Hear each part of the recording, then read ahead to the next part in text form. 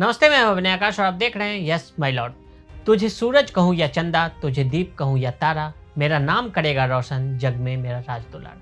70 के दशक में आई फिल्म एक फूल दो माली के गीत को सुनने पर वो इंस्पिरेशन दिखती है जो माता पिता अपने बच्चों में देखते हैं।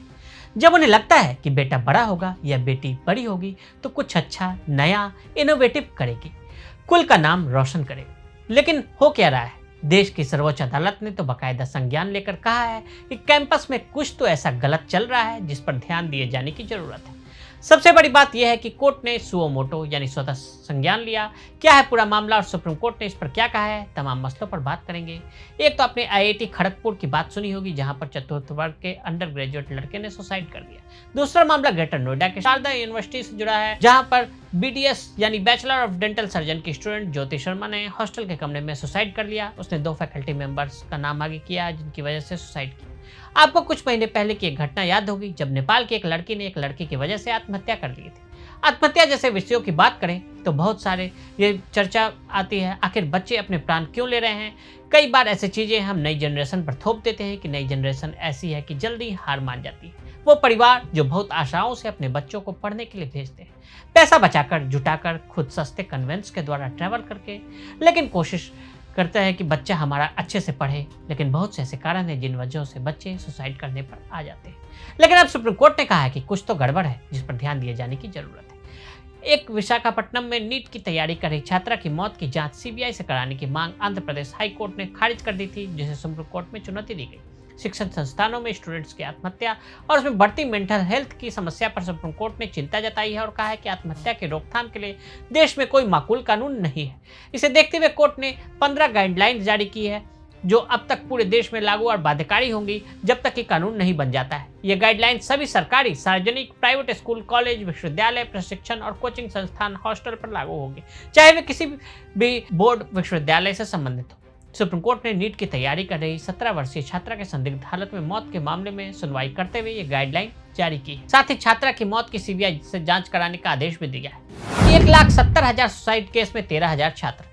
जस्टिस विक्रम नाथ और जस्टिस संदीप मेहता की बेंच ने कहा कि राष्ट्रीय अपराध रिकॉर्ड ब्यूरो यानी एनसीआरबी की रिपोर्ट में बढ़ते आंकड़े परेशान करने वाले हैं। रिपोर्ट के मुताबिक साल 2022 में देश भर में कुल 1,70,924 लोगों ने आत्महत्या की, जिसमें से 13,044 छात्र थे। साल 2001 में स्टूडेंट की मौत के आंकड़े 5,425 थे।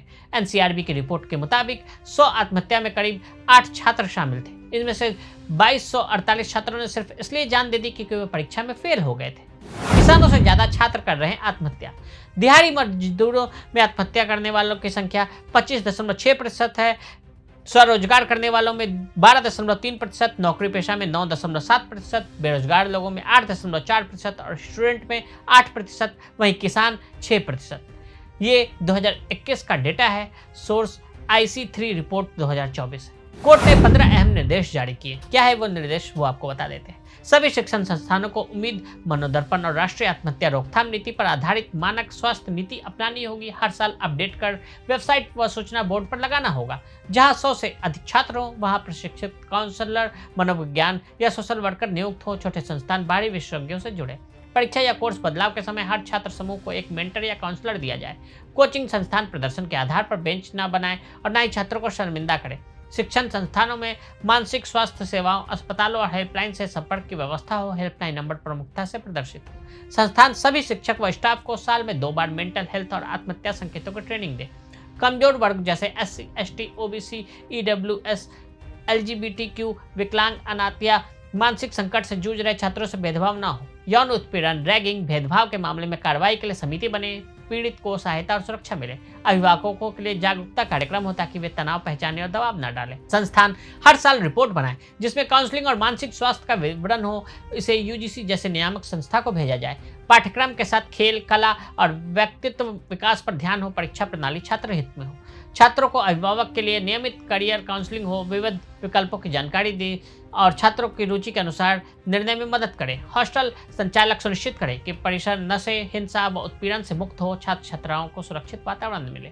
हॉस्टल में छत, बालकोनी, पंखे जैसी सेफ्टी डिवाइस लगे ताकि आत्महत्या रोका जा सके। कोटा, जयपुर, चेन्नई, दिल्ली जैसे केंद्रों में नियमित काउंसलिंग और शिक्षण निगरानी के विशेष प्रयास हो। तो आज हमने आपको छात्रों की आत्महत्या करने और सुप्रीम कोर्ट केस पे चिंता जताने के बारे में बताया। आज के लिए दे इजाजत। ऐसे ही कानूनी दुनिया से जुड़ी खबरों के लिए मिलते हैं अगले हफ्ते यस माय लॉर्ड के अगले एपिसोड में। अगर आप भी लेना चाहते हैं देश दुनिया की तमाम जानकारी तो आज ही सब्सक्राइब करें हमारे चैनल को। साथ ही नीचे दिए बेल आइकन को जरूर दबाएं ताकि हर अपडेट आप तक पहुंच सके।